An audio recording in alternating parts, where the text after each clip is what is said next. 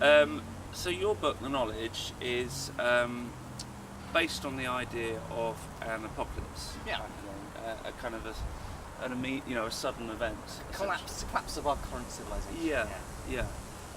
I just wondered how likely. So I think I should perhaps immediately point out in our chat that as a scientist I wanted to write a book about all the kind of stuff behind the scenes that we just take for granted in our everyday lives, and kind of peer behind the curtain, look under the bonnet of our modern world and ask how it works. How are things made? How do things get done? Yeah. And I thought a really good way of approaching that as a thought experiment would be to imagine that you wake up tomorrow and it's gone, it's disappeared. You have this apocalyptic scenario. I thought that'd be a nice, clean question to phrase this thought experiment. So it's not really about the end of the world, but the sort of scenarios that I talk about. The sort of scenarios that I talk about in the introduction to the book are the sort of things we're familiar with from all the post-apocalyptic literature and sci-fi and films that we all kind of see in the cinema. And so these were things like a pandemic plague, or maybe an asteroid strike, or Trump getting a bit itchy with his finger on the big red button on the desk, and then pushing one for kind of nuclear Armageddon. So these are all ways that our current civilization could collapse. Yeah. And those are kind of sudden, doomsday, quick events. Yeah. And then there's the kind of scenario that you deal with, which is much more of a slow, gradual decline, that the running out of natural resources, that the degradation of our natural environment, the running out of oil.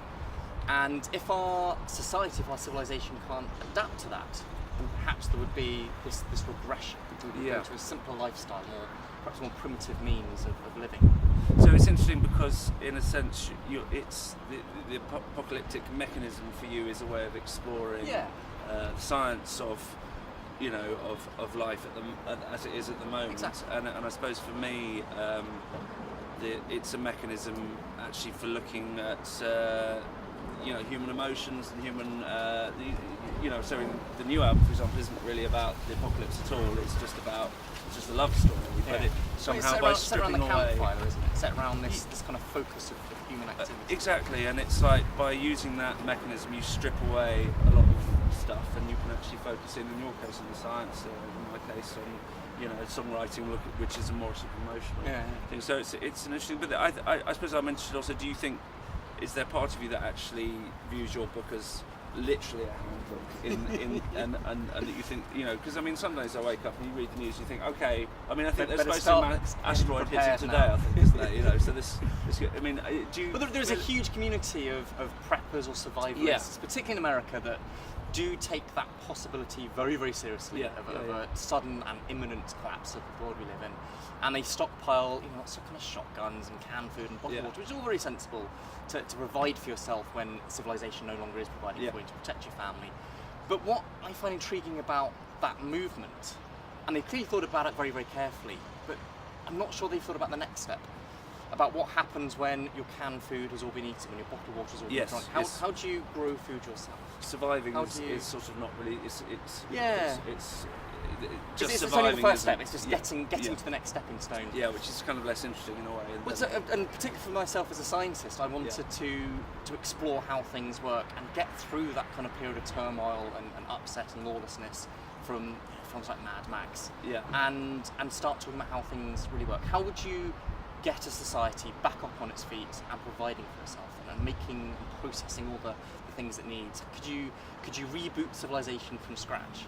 And you're quite, there's a strong sort of optimism in the way that you approach that, I think. Is that because it's essentially an intellectual exercise, or is it because you actually have an optimism about how mankind could? No, I generally am optimistic. And I think the only reason we've been able to build kind of all of this that we have achieved and have accomplished today is because humanity is a fundamentally cooperative and social species. We work very well together. And society has kind of wrapped that up in structures like law and courts and police forces and armies to try to kind of maintain that order. But I think it's there behind the scenes always. Right. Yes. And when you look at examples like kind of Hurricane Katrina or other natural disasters, there's some looting, there's people doing unpleasant stuff to each other, but I think that's the minority. I think on the whole, people pull together really well. They look after their neighbours, they help each other out, and try to pull together to get everyone through those circumstances. And I think, you know, the greatest natural disaster you can imagine would be something that could collapse civilization. And I think in the aftermath of that, we would again. Yeah. I don't think I'm being naively optimistic. No, I think there's good historical precedent that on the whole, humans that are good people could survive.